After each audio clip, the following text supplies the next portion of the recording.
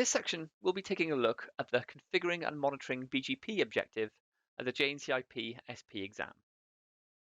We'll cover how to manipulate MED and AS-path regular expressions, and community regular expressions, and how to manipulate local preference. For more detailed coverage of this topic, please check out the Juniper courses AJSPR, JL2V, and JL3V. In this video, we're going to take a look at manipulating the MED and AS-path attributes in BGP, and we're going to manipulate these attributes using a BGP policy. So we have this network deployed, and we're going to be taking a look at routes advertised from XR1 to R1 over an eBGP session between these two routers and between these two networks. So let's take a look at things as they are now. So we have this eBGP session configured on XR1 facing R1, and we have an export policy applied. This export policy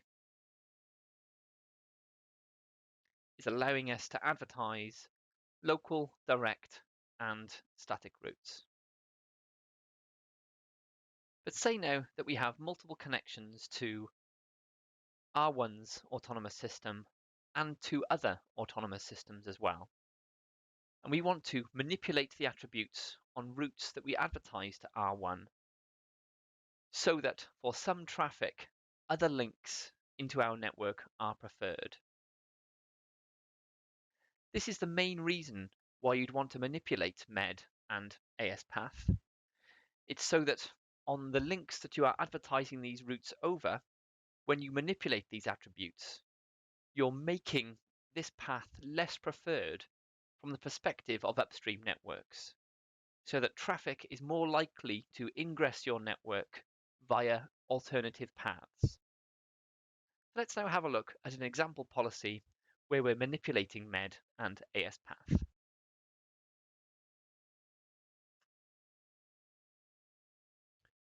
So we have this deprefer policy statement, and we have three terms that are each identifying a different route and are manipulating these attributes in a slightly different way.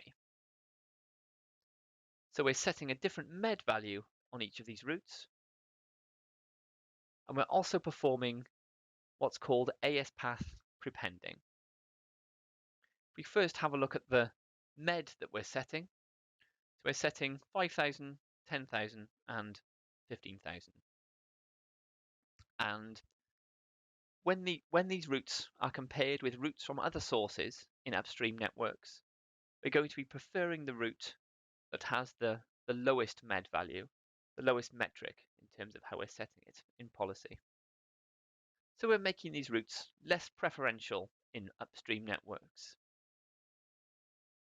It should be noted, however, when we advertise these routes with a MED value upstream, that MED value is not going to be onward advertised from that upstream autonomous system to other autonomous systems.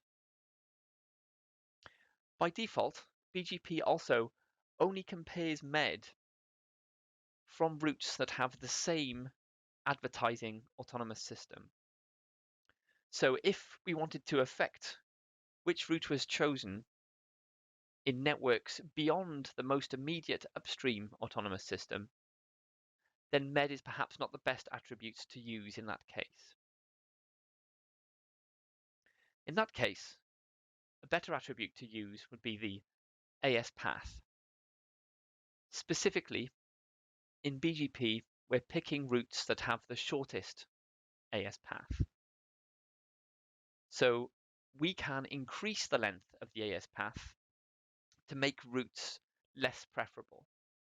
And this is what's called AS-path prepending. In these three-term examples here, we are adding our own autonomous system once, twice, and 3 times to these routes as they are advertised upstream. You can also increase the AS-path length using different syntax on Juniper devices. That's called ASPath expand. And that syntax would take a numerical value and you would specify the number of times you want to increase the ASPath length by with a given particular AS, rather than explicitly listing the autonomous systems that you want to prepend to the routes as they are advertised. So now we've walked through the theory. Let's apply this policy and see what effect it has. So we're coming back to this BGP configuration. You notice we have a terminating action in our advertised local policy. So we're going to want to put this depreferred policy before advertised local so that it has an effect on local direct and static routes as well as BGP routes. So let's do that now.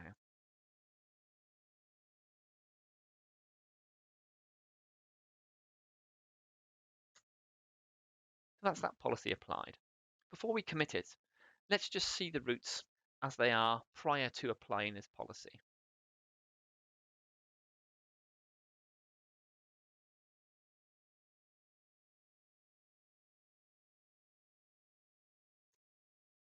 So these are the routes that we are advertising to R1, our upstream neighbor. And these are going to be the routes that we're going to manipulate attributes on. So let's apply this policy now.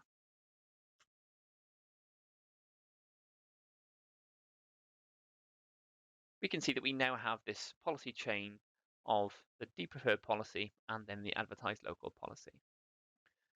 How has this affected the routes that we're advertising?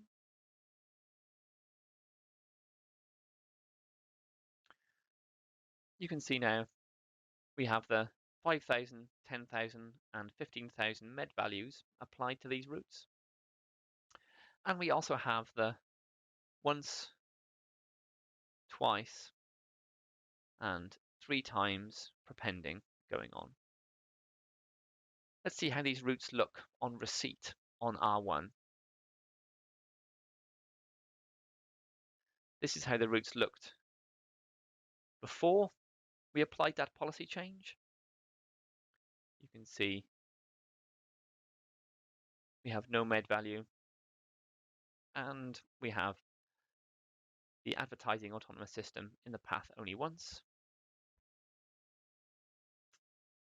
And here you can see that on R1, these changes have taken effect, as we noticed on advertisement on XR1. So this is how you manipulate AS path length and med using routing policy in BGP.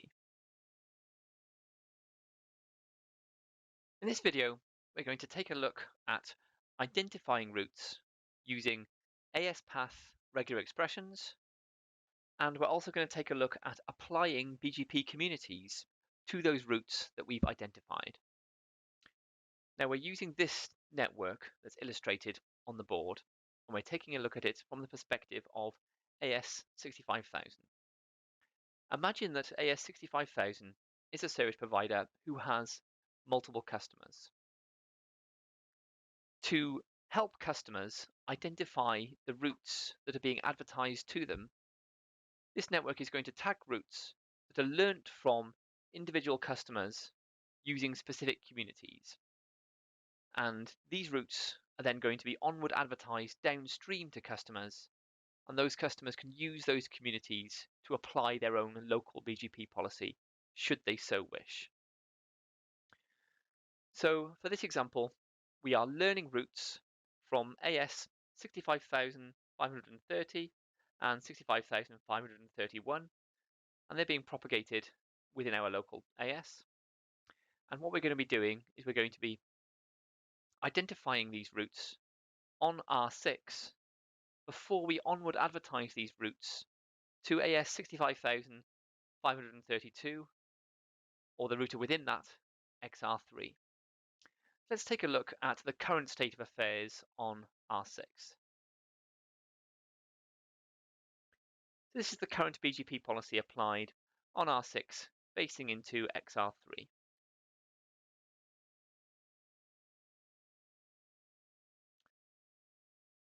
We're advertising routes that are in the loopback range from protocols other than BGP. And of course, we're advertising the eBGP and iBGP learnt routes within this range as well by virtue of the default BGP policy. Let's have a look at these routes as they are advertised. This is the full list of routes that we're advertising. We use the detail flag. We can have a look at some of more attributes associated with these routes. Specifically, we're looking for BGP communities. So you can see that some of these routes, these first three routes, have BGP communities applied already. These were applied in the upstream AS 65030 network.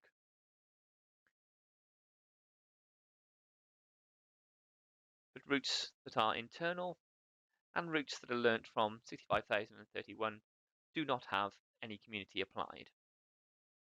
We want to override these communities and apply our own communities to these routes and all of the other routes that we're advertising upstream. So we need to apply a policy on export to do this. I've already configured a policy to use for this situation.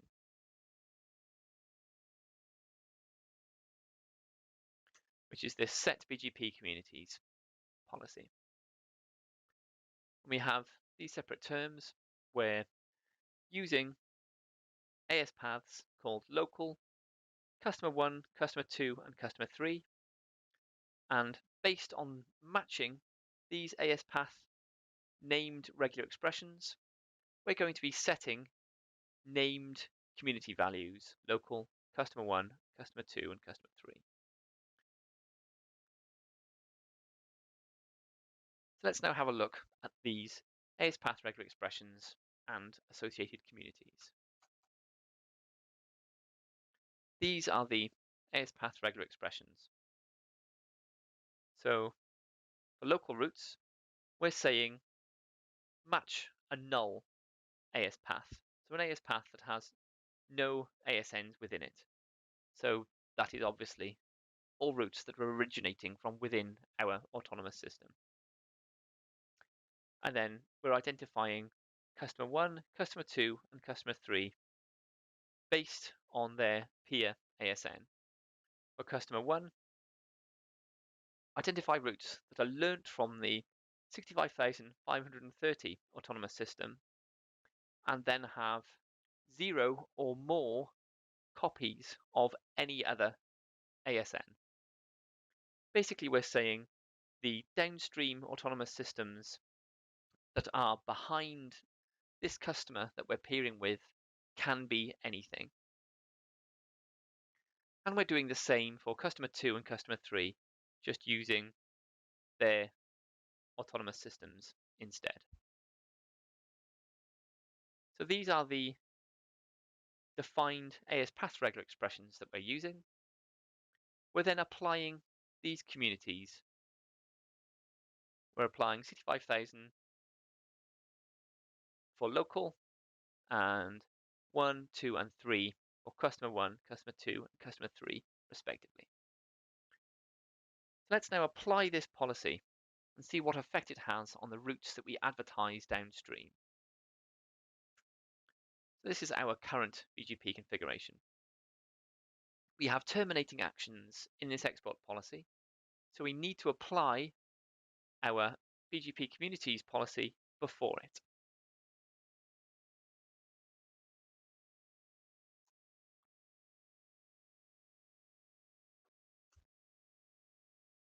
We've done that now. Let's commit this configuration. With the configuration committed, let's see what effect this has had on the attributes of the routes that we're advertising downstream.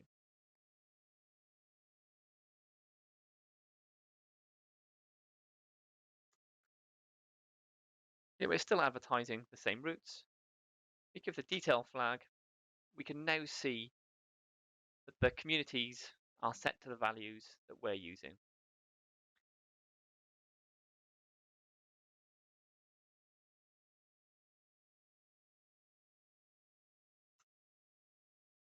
You see that in our BGP policy, we're using the community set action.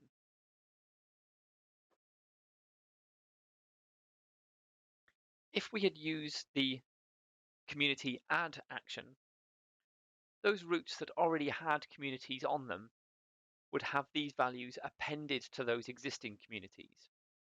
But because we've used the set action, we're overriding the communities that were already set on those routes. And you can see that all routes now have the relevant BGP community set.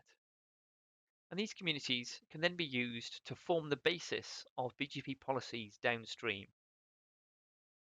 And in the next video, we'll take a look at how you can do that to set local preference based on the received BGP community. In this video, we're going to see how you can use BGP community regular expressions to identify routes that are tagged with certain BGP communities, and how you can then use this information to group routes and apply different local preference values to those different groups of routes. So we're going to take a look at this network from the perspective of XR3. We've seen behavior in the upstream portion of this network in previous videos, and we saw that router 6 is setting BGP communities on all routes advertised to XR3. So let's now see how we can use these BGP communities within routing policies on XR3. These are the routes that we're receiving from router 3. If we use the detail flag, we can see that all routes have BGP communities.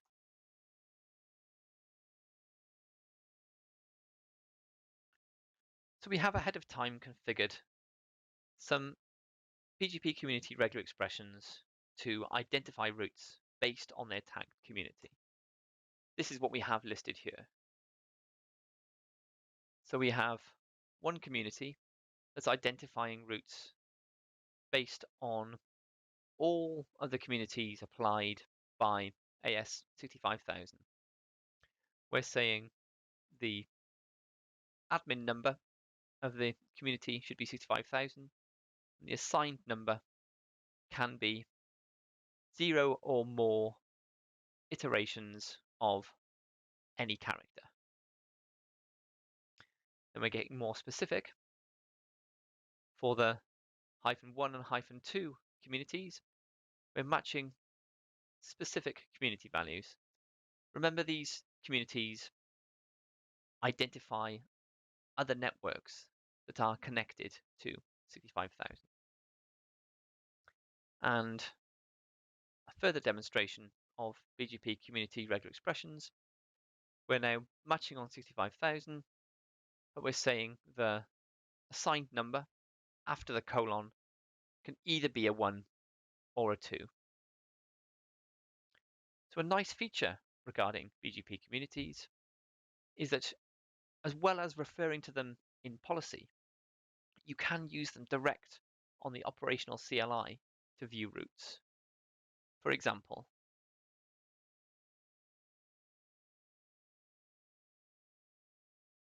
we use the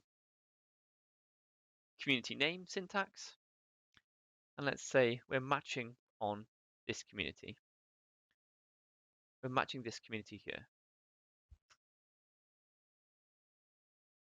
These are coming from customer 1. They're all coming from 65,530 downstream from our transit autonomous system. And you can see that that has the effect of limiting the amount of routes that we're seeing to only routes that are tagged with this community.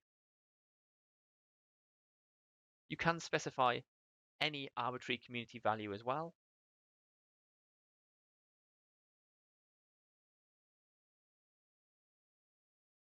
If you were doing that, you just use the community syntax rather than the community name syntax.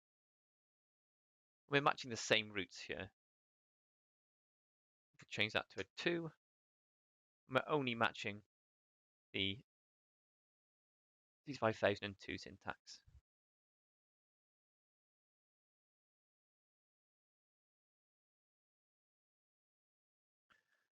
just to show the regular expression in effect, we're now matching all routes from both of those attached customers.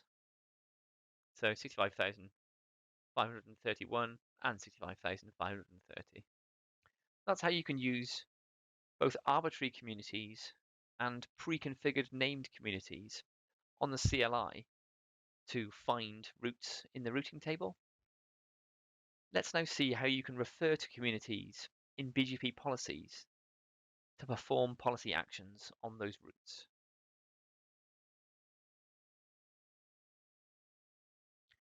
We have this already configured on this device. We've got an import policy called eBGP in. Let's have a look at this policy. This policy is using these communities that we've predefined to identify groups of routes, and it's then setting local preference for these routes based on these community values.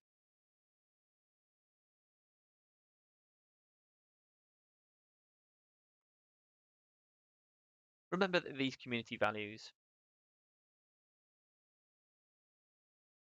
are referencing these explicit configured communities that have been set upstream. Let's now take a look at the routes that we're receiving over this BGP peer and see how we've manipulated local preference.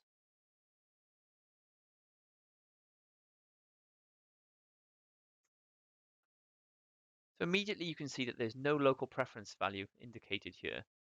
So maybe something's going wrong. But it's not. This is actually desired behavior. Remember that there are several different routing tables that interact when we're talking about BGP. When we do show route receive protocol BGP, we're looking at the adjacency ribbon table. This is the routing table that contains routes from the peer that have been advertised before we have applied the local policy to these routes.